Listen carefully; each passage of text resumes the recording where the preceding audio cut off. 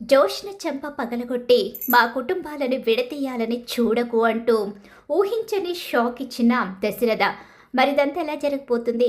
మా కుటుంబం అంటూ దశరథ ఏ నిజాన్ని చెప్పాలనుకున్నాడో, అసలు ఏం జరిగింది తెలుసుకోవాలనుకుంటే వీడియోనైతే చివరి వరకు మిస్ కాకుండా చూసేయండి.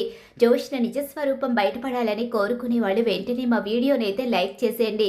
ఇక ఇక్కడ చూస్తే జోష్న నిజం బయట పెట్టడం, కార్తీక్ చెంప పగలగొట్టడం, కార్తీకు తన తాతని నిలదీయడం జరుగుతుంది. వాడన్న మాటల్లో తప్పు లేదు కదా నాన్న, నువ్వు నేర్పిన నీతిని వాడు చిన్నప్పటి నుంచి ఫాలో అవుతూ వచ్చాడు. నీ బాటలోనే వాడు ముందుకు వెళుతూ వచ్చాడు. ఈ ఇంటి వారసురాలిగా పెరిగింది జోష్న.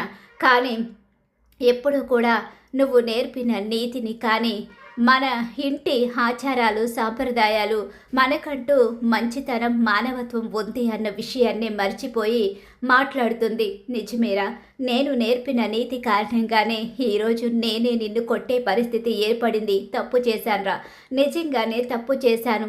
ఏంటి తాత అంటే బావ చేసిన పని కరెక్టే అంటావా? ఏంటి జోష్న, ఎందుకిలా చేస్తున్నావు? ఎందుకు అలా నా కొడుకు మీద లేనిపోనివన్నీ చెప్పి వాడిని నా తండ్రికి దూరం చెయ్యాలి అనుకుంటున్నావు? ఎందుకు ఇదంతా చేస్తున్నావు? ఏంటత్తా, నేనే అలా కనిపిస్తున్నాను నీ కంటికి? నేనెందుకు అలా చేస్తాను? నాకేం అవసరం? నేను ఎప్పుడు కూడా మనందరం కలిసే ఉండాలి అని కోరుకుంటాను. అవును మేనకోడలా, నువ్వు అందరూ కలిసి ఉండాలని చాలా బాగా కోరుకుంటావు. నిన్ను చూస్తుంటే, నీ పద్ధతి చూస్తుంటేనే నాకు అర్థమవుతుంది. వచ్చి రాగానే నా కొడుకు గురించి బయట పెట్టి నా కొడుకునే బయటకు గెంటేసే పరిస్థితిని తీసుకొచ్చావు.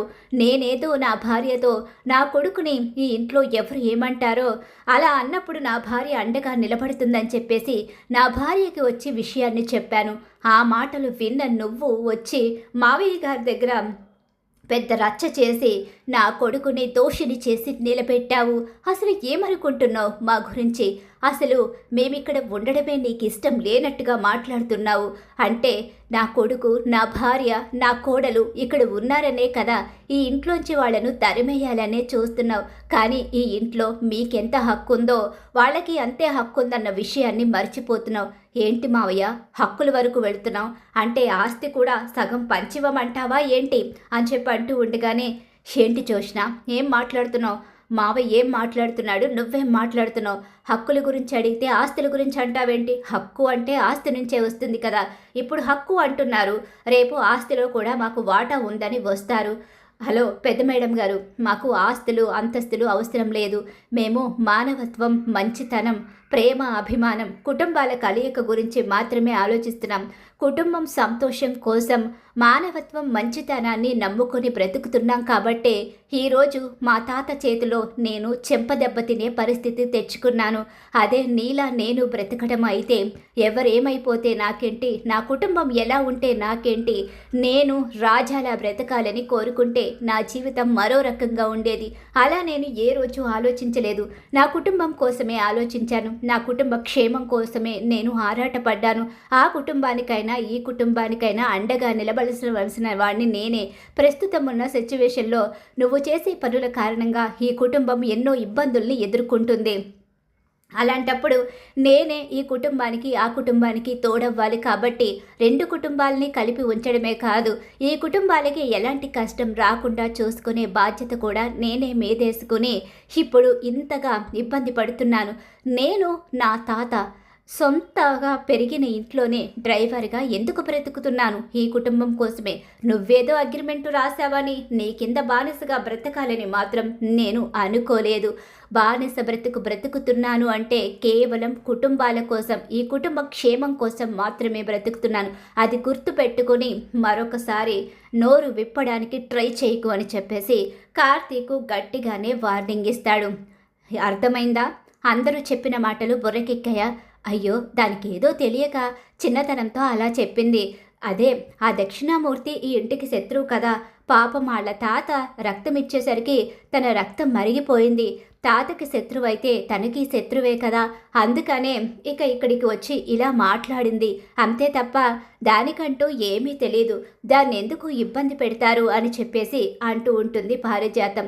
ఏం పారిజాతం, ఇప్పటి వరకు నోరు విప్పలేదు, ఇప్పుడెందుకు మాట్లాడుతున్నావు అని చెప్పేసి శివనారాయణ అంటూ ఉంటాడు. అది కాదండి, నాకు తెలుసు, ఎవరేంటో తెలుసు, ఎవరి మనస్తత్వాలు ఏంటో తెలుసు, ఎవరు ఎలా ఆలోచిస్తారో కూడా తెలుసు.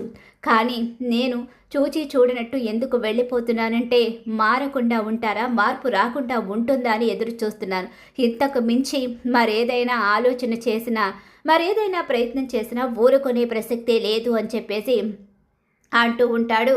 ఇక శివనారాయణ అయితే ఈలోగా, అంటే ఏంటి తాత, ఇప్పుడు భావని క్షమించేస్తావా, బయటికి వెళ్లకుండా ఆపేస్తావా, ఏంటి బయటికి పంపించేయాలా ఇప్పుడు మమ్మల్ని, బయటికి పంపించేదాకా నువ్వు నిద్రపోయేలా లేవే, ఏంటత్తా, తప్పు చేస్తే తాత శిక్ష వేస్తాడు, తాత శిక్ష వేస్తే భరించాల్సిందే కదా, నేను శిక్ష వేస్తానని నీతో చెప్పానా, మరి తప్పు చేసిన వాళ్లకు మీ దగ్గర దండన ఉంటుంది కదా, అలాంటప్పుడు బావ బయటికి వెళ్ళిపోవలసిందే కదా, బావ వెళ్ళిపోతే దీప కూడా వెళ్ళిపోవాలి, బయటికే కాదు కంపెనీ నుంచి కూడా వెళ్ళిపోవాలి, కంపెనీ సీఈఓగా పోటీ చేయడానికి కూడా లేదు, ఎలాంటి అర్హత లేని వీళ్ళు కంపెనీలో సీఈఓగా పోటీ ఎలా చేస్తారు, అలాగే ఈ కుటుంబం గురించి, కుటుంబ క్షేమం గురించి ఆలోచించకుండా శత్రువులకి సహాయం చేసే వీళ్ళు ఈ ఇంట్లో ఉంటే ఈ ఇంటికి శత్రువులు వచ్చి వెళుతూ ఉంటారు, ప్రతిరోజు ఈ ఇంట్లో ఏదో ఒక యుద్ధం జరుగుతూ ఉంటుంది, దాన్ని చూస్తూ ఎలా తట్టుకోగలను, అందుకనే ఇప్పుడు ఈ శిక్షని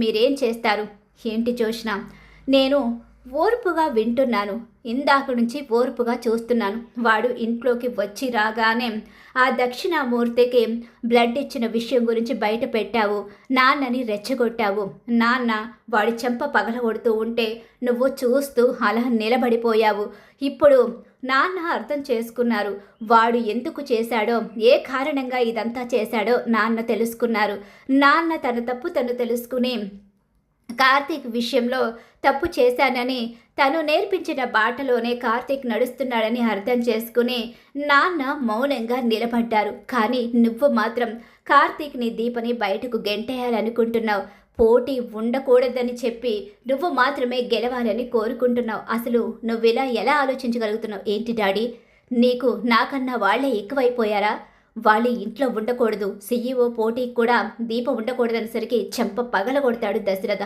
చంపేస్తాను, నువ్వు ఇంకొక మాట మాట్లాడావంటే చంపేస్తాను, ఎందుకంటే నీకు అర్హత లేదు, మాట్లాడే అధికారం కూడా లేదు, వాడు చెంప దెబ్బతిన్నా అవసరమైతే బయటికైనా వెళ్ళిపోతాడు, కానీ ఈ కుటుంబానికి హాని కలిగనివ్వడు, శత్రువని చెప్పి ఈ కుటుంబానికి ద్రోహం చేయడానికి వాడు సిద్ధపడడు, ఎవ్వరికైనా సరే న్యాయమే చేస్తాడు, న్యాయంగానే పోరాడతాడు, వాడు ఎప్పుడూ బంధాల్ని కలుపుకొని పోవాలని కోరుకునే మనిషి, వాడు నా మేనల్లుడు, ఇక్కడ ఉన్నది నా చెల్లెలు, ఇది నా కుటుంబం, నా కుటుంబాల్ని విడదీసి నువ్వు సంతోషపడాలని ప్రయత్నిస్తే మాత్రం నేను ఊరుకోను, నా కుటుంబం జోలికొస్తే ఏం చేస్తానో నాకే తెలీదు, నీ కుటుంబం అంటే నేనెవరిని డాడీ, అది నీ నిర్ణయానికే వదిలేస్తున్నాను, కుటుంబాలని వదిలేసి మా జీవితాలతో ఇక నువ్వు ఆడుకోవాలని చూస్తున్నావు, మా కన్న కూతురని చెప్పుకోవడానికి నీ గురించి నాకు అసహ్యం కలుగుతుంది, మా ఇంటి రక్తం ఎప్పుడూ ఇలా మాట్లాడదు, నీకు ఎవరి అలవాట్లు ఎవరి బుద్ధి వచ్చిందో నాకు కూడా అర్థం కావడం లేదు, చిచి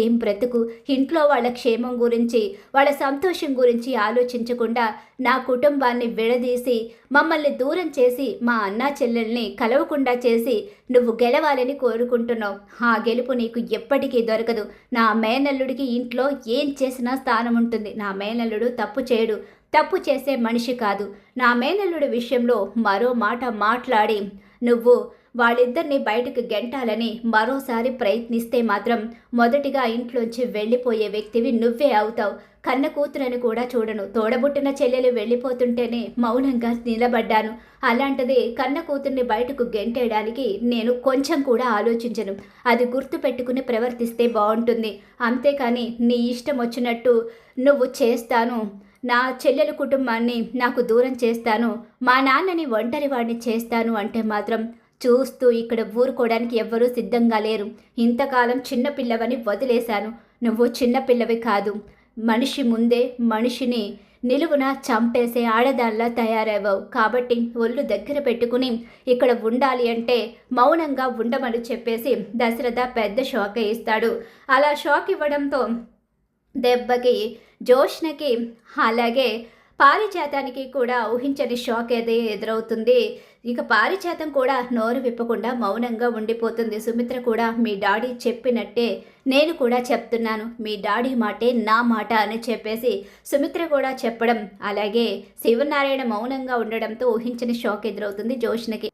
మరి ఖచ్చితంగా రాబోయే కథలు ఇలా అయితే జరగబోతుంది. ఇలానే జరగాలని మీరు కోరుకుంటున్నారా? అయితే వీడియోని తప్పకుండా లైక్ చేయండి. మీరిచ్చే ఒక లైక్ సపోర్ట్ అండ్ ఎంకరేజ్మెంట్గా ఉంటుంది.